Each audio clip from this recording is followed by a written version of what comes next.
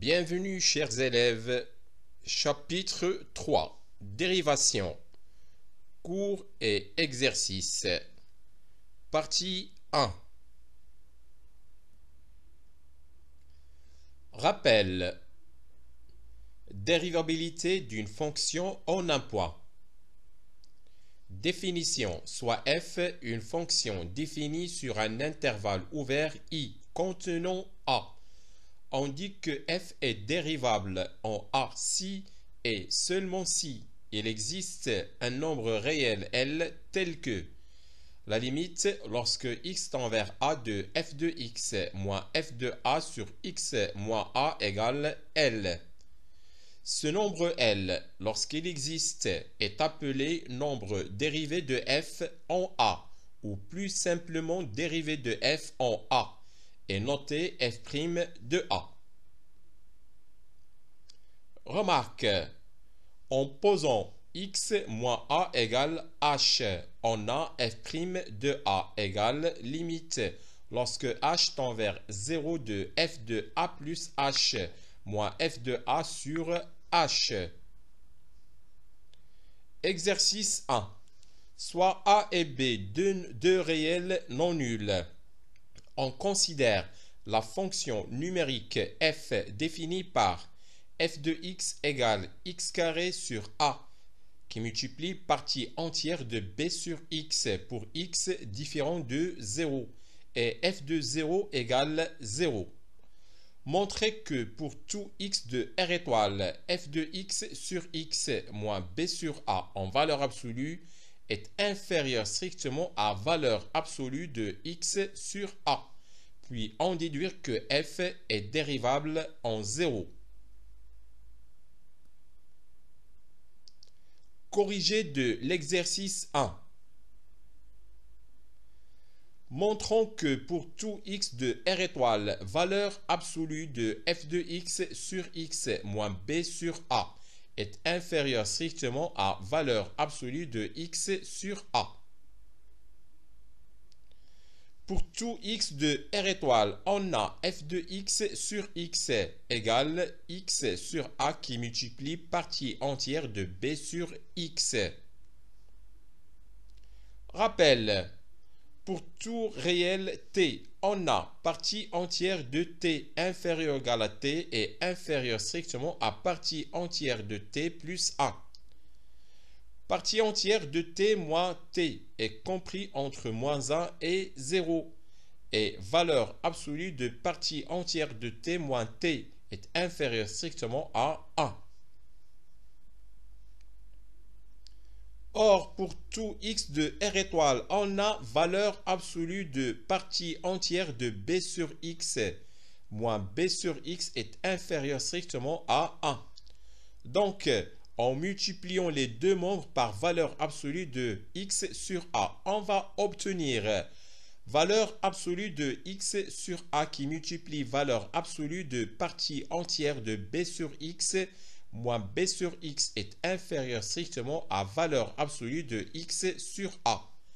Soit valeur absolue de f de x sur x moins b sur a est inférieur strictement à valeur absolue de x sur a. Déduisons-en que f est dérivable en 0. On a la limite lorsque x tend vers 0 de f de x moins f de 0 sur x moins 0 égale limite lorsque x tend vers 0 de f de x sur x. Et puisque pour tout x de R étoile, valeur absolue de f de x sur x moins b sur a est inférieure strictement à valeur absolue de x sur a. Et la limite lorsque x tend vers 0 de valeur absolue de x sur a égale 0. Alors la limite lorsque x tend vers 0 de f de x sur x égale b sur a. Donc la limite lorsque x tend vers 0 de f de x moins f de 0 sur x moins 0 égale b sur a. Par conséquent, la fonction f est dérivable en 0 et f' de 0 égale b sur a.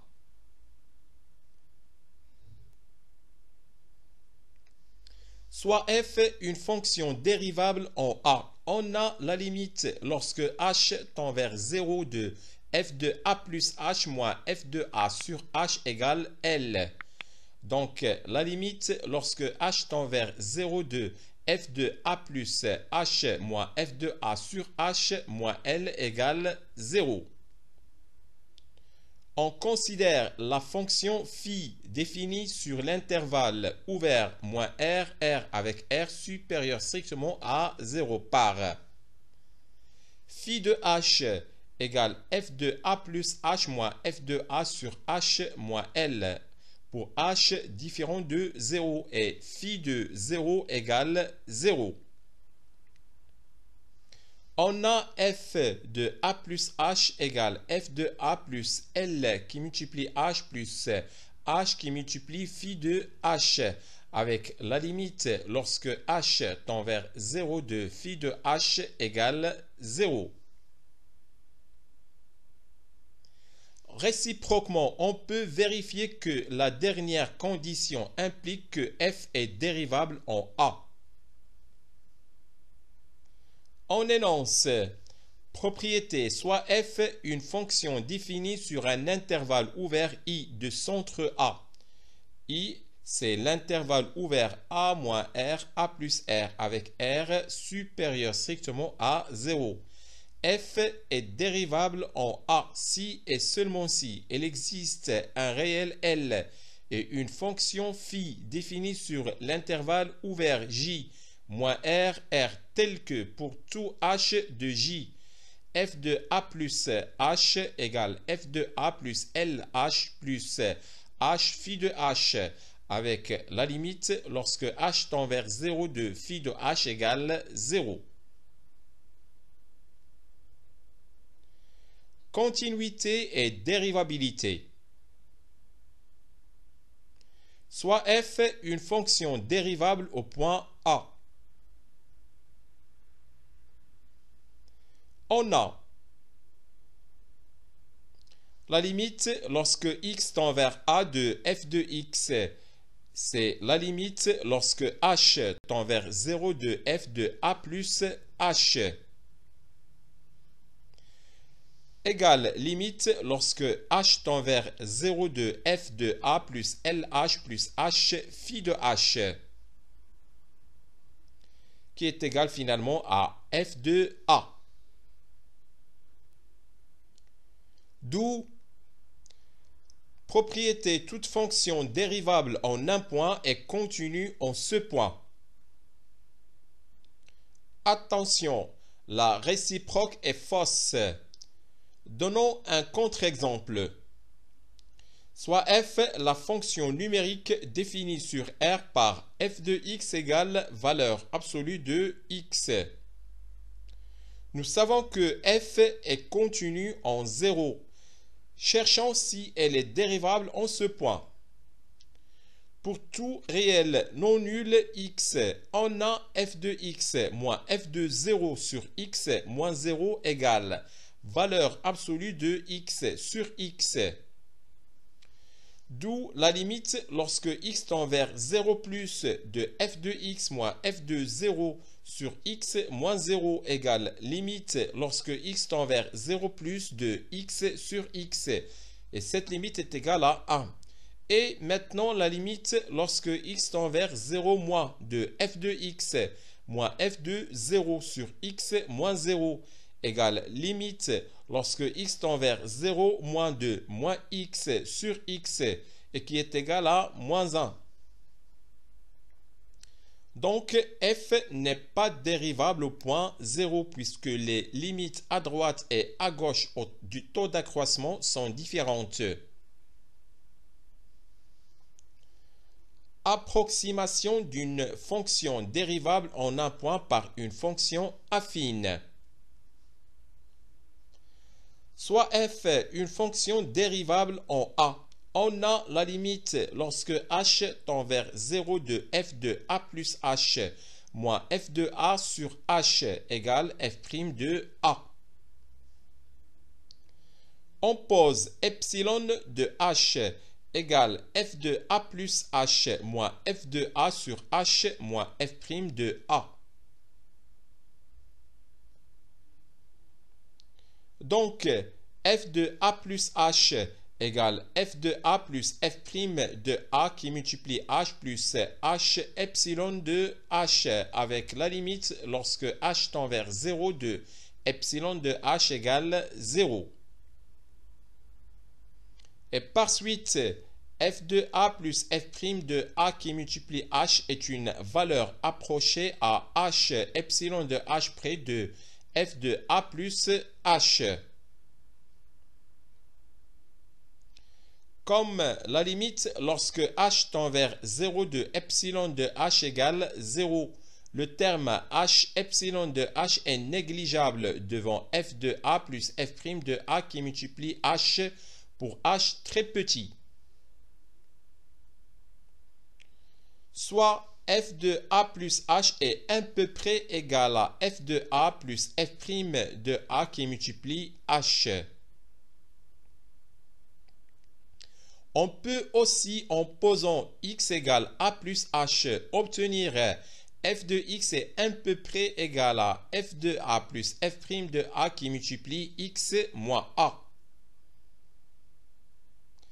La fonction qui a x fait correspondre f de a plus f' de a qui multiplie x moins a est appelée l'approximation affine de la fonction f au voisinage de a.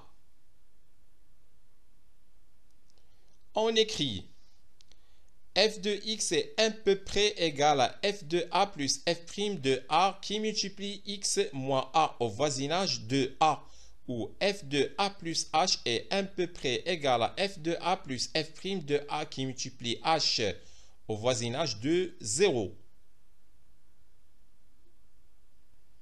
Exemple. Le premier exemple, on sait que la limite lorsque h tend vers 0 de sinus de h sur h égale 1 et la limite lorsque h tend vers 0 de cosinus de h moins 1 sur h égale 0. En posant pour tout h de r étoile epsilon 1 de h égale sinus h sur h moins 1 et epsilon 2 de h égale cosinus de h moins 1 sur h et epsilon 1 de 0 égale epsilon 2 de 0 égale 0. On obtient pour tout h de r sinus de h égale h plus h epsilon 1 de h avec la limite lorsque h tend vers 0 de epsilon 1 de h égale 0. Et cosinus de h égale 1 plus h epsilon 2 de h avec la limite lorsque h tend vers 0 de epsilon 2 de h égale 0.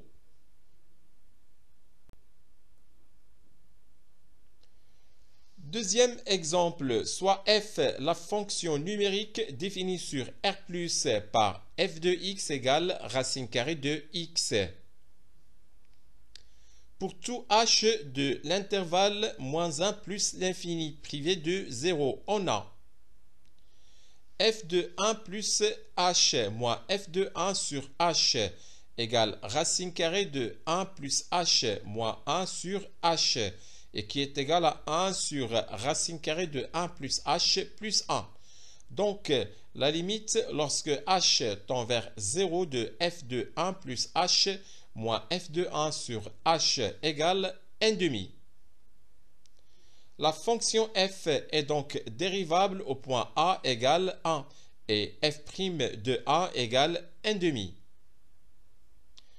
Donc, pour tout h très petit, on a f de 1 plus h est à peu près égal à f de 1 plus f' de 1 qui multiplie h. Soit racine carrée de 1 plus h est à peu près égal à 1 plus 1/2 h. Exercice 2. On considère la fonction numérique f définie sur l'intervalle -1 plus l'infini par f de x égale racine cubique de x plus 1. Première question, déterminer une approximation de la fonction f par une fonction affine au voisinage de 0. Deuxième question, donner une valeur approchée de racine cubique de 1,003 et racine cubique de 0,998. Corriger de l'exercice 2. Premièrement, déterminons une approximation de la fonction f par une fonction affine au voisinage de 0. Pour tout h de l'intervalle -1 plus l'infini privé de 0, on a f de 0 plus h moins f de 0 sur h égale racine cubique de h plus 1 moins 1 sur h égale 1 sur racine cubique de h plus 1 le tout carré plus racine cubique de h plus 1 et plus 1. Donc, la limite lorsque h tend vers 0 de f de 0 plus h moins f de 0 sur h égale 1 tiers. La fonction f est donc dérivable au point A égale 0 et f' de 0 égale 1 tiers. La fonction qui à x fait correspondre 1 plus 1 tiers x est l'approximation affine de la fonction f au voisinage de 0. Deuxièmement, donnons une valeur approchée de racine cubique de 1,003 et racine cubique de 0,998. On a f de x à peu près égal à 1 plus 1 tiers x au voisinage de 0.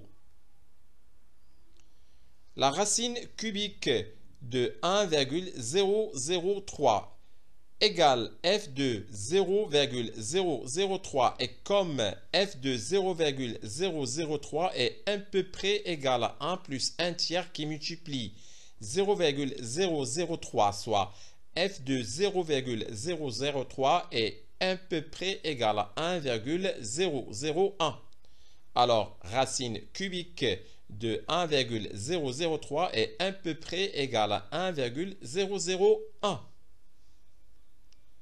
Racine cubique de 0,998 égale f de moins 0,002. Et comme f de moins 0,002 est à peu près égal à 1 plus 1 tiers qui multiplie moins 0,002, soit f de moins 0,002 est à peu près égal à 0,999. Alors, racine cubique de 0,998 est à peu près égal à 0,999. Interprétation géométrique du nombre dérivé. Soit c'est la représentation graphique d'une fonction f dans un repère orthonormé. Supposons f défini sur un intervalle ouvert contenant a est dérivable en a. Soit m0 le point de C d'abscisse a et grand M un autre point de C d'abscisse x égale a plus h. Considérons la droite delta h passant par m0 de coordonnées a, f de a et m de coordonnées a plus h et f de a plus h. Voilà, on va considérer un repère OIJ. Voilà, vous avez l'origine et le vecteur I et J. La courbe C représentative de la fonction f. Ensuite, un point de coordonnées A, f de A. Ce point est noté M0. On considère un autre point qu'on va noter M de coordonnées A plus H et F de A plus H. Voilà, c'est le point M. Et ensuite, on va tracer la droite delta H passant par les deux points M0 et M. Le coefficient directeur de delta H est A de H égale F de A plus H moins F de A sur A plus H moins A, qui est égal à F de A plus H moins F de A sur H. Nous avons supposé F dérivable en A, ce qui signifie que A de H admet une limite réelle L, qui est égale à F' de A, quand H tend vers 0. Par définition, si le coefficient directeur AH d'une droite delta H passant par un point fixe M0 admet une limite réelle L quand H tend vers 0, la droite delta passant par M0 et le coefficient directeur L est appelée position limite de la droite delta H quand H tend vers 0. Voilà, c'est la droite delta, la position limite de la droite delta H quand H tend vers 0. Dans le cas particulier étudié ici, la séquence delta H passant par M0 et M de coordonnées A plus H, F de A plus H admet une position limite. La droite delta passant par M0 est dont le coefficient directeur est F' de A. On dit que delta est la tangente AC au point M0. La tangente AC au point M0 a donc pour équation y moins f de A égale f' de A facteur de x moins A, soit y égale f' de A facteur de x moins A plus f de A. Soit c'est la représentation graphique d'une fonction f dans un repère orthonormé. Si f est dérivable au point A, alors C admet au point M de coordonnées A, f de A une tangente de coefficient directeur f' de A. Son équation est y égale f' de A facteur de x moins A plus f de A. Exemple, soit f, la fonction qui à x fait correspondre moins x carré plus 3x, et c'est sa courbe représentative dans un repère orthonormé. Pour tout h de R étoile, f de 1 plus h moins f de 1 sur h égale moins 1 plus h, le tout carré plus 3 facteur de 1 plus h, moins 2 sur h, et qui est égal finalement à moins h plus 1. D'où la limite lorsque h tend vers 0 de f de 1 plus h moins f de 1 sur h égale limite lorsque h tend vers 0 de moins h plus 1, soit la limite lorsque h tend vers 0 de f de 1 plus h moins f de 1 sur h égale 1. Donc, f est dérivable en 1 et f' de 1 égale 1. Nous avons f de 1 égale 2 et f' de 1 égale 1. C admet une tangente grand T au point de coordonnées 1, 2 d'équation y égale 1 qui multiplie x moins 1 plus 2, soit y égale x plus 1. Voilà, on va construire la tangente au point A de coordonnées 1, 2. Voilà tout d'abord le repère OIJ. Voilà le point A de coordonnées 1, 2. C'est le point A. Et ensuite, on va construire la tangente au point A. C'est la tangente T. On indique la tangente par deux petites flèches sur grand T autour de A. Remarque, si f' de A égale 0, alors la tangente au point M de coordonnées A, f de A est parallèle à l'axe des abscisses. Tangente horizontale. Dérivabilité à droite et à gauche en un point.